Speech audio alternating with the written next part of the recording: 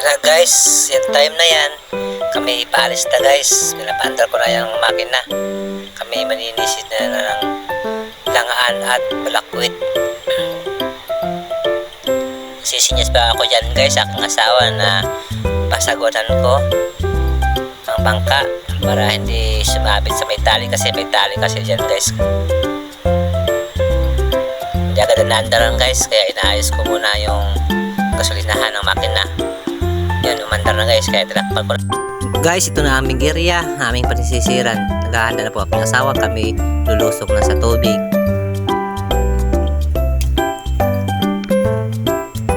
Ito na ako guys, ako yung lulusok na guys. Malamig ng tubig. Woo! Ang lamig ng tubig guys. Ito na aking asawa guys. Namumulot na langaan guys sa ilalim ng tubig.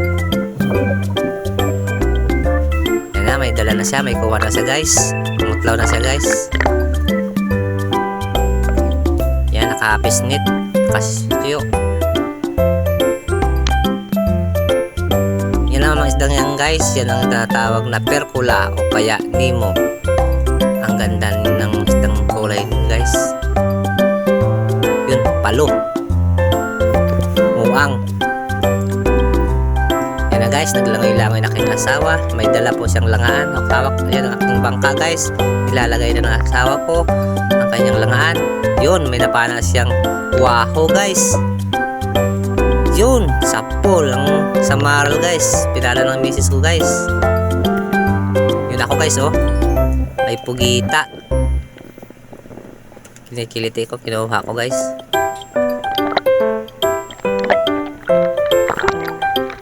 Nakapagod. Sumisid siya malalim.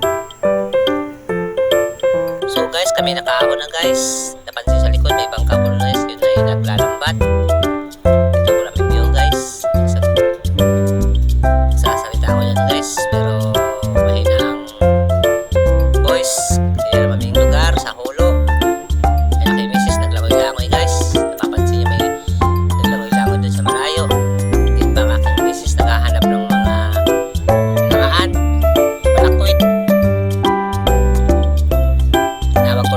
kaya siya guys ay malapit na sa bangka. Ayun na siya guys oh. Oops, may sinubo na pa ulo siya guys. Ilalim may ginawa na guys. Nabalakwit. Yun, umatlaw na siya guys. Ito na, aking asawa guys. Malapit na dito sa bangka. At kami aawan at uuwi na. Yun ang kaya dadalap siyo. May laman. So may pugita pa guys oh. Namaan. Balakwit. Masarap to guys. Excel. Namaan. Yan ang mahuli namin guys oh. Sa unahan meron isang pugita.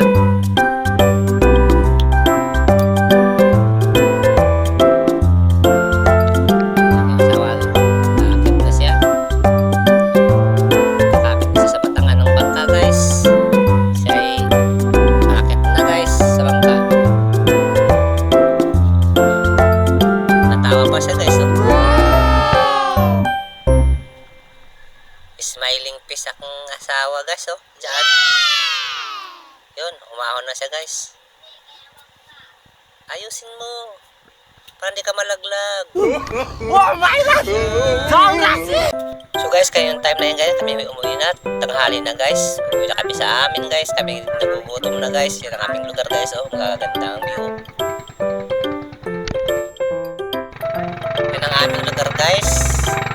So napapansin nyo guys, meron po dyan school guys ng 1 and 2. Yan, malapit na po sa guys ang dagat sa school. Kinakain na ng dagat ng aming tirahan guys. Yan na guys, kami po guys padoong na guys sa amin. Yan, yung bahay namin yan guys, nandyan sa likod ng kulay asol na guys na bahay. Yan, tutong na po kami guys sa tabi. Guys, kinukuha na isa-isa ng aking asawa ang aming mga gamit upang madala na sa bahay guys. Yan na guys, ang aming mga gamit guys. Salamin, panyapak, clipper, kung tawagin sa iba, sa Bisaya, panyapak. Ayan na guys, bitbit na aking asawa guys. Ang aming gamit. Yan ang aming huli guys. Iniisa na ang asawa. Lagay sa lagyanan. Sa palanginitahan. Kandi namin huli guys. Kaya dyan na lang guys sa palanginitahan. Ang nilagyan. May mga aso pa guys. Oh. Guys, ito na ang aming huli guys. Oh, nasa palanggana na. Nakalagay. Ito ay langaan. Saang sa Bisaya. Ano ay pugita. Ano, mayroon pang kuyog. Danggit sa Bisaya. Guys, masarap yun guys.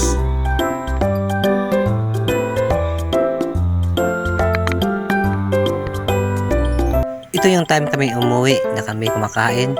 Nagpagagawan sa akin ng anak ng aking bayaw sa aking pagkain. Ayan na, nabalo niya at umiyak. Nakuha niya sa akin at binigay ko na lang. Ito na po ang aming langaan. Bumili na po kayo at mag-order. Mura lang po ito. 200 lang po ang isang balde nito. Masarap po itong langaan namin.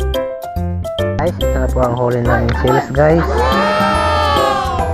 Niluluto na po namin. Masarap ito kainin. Kainin natin guys. Yummy!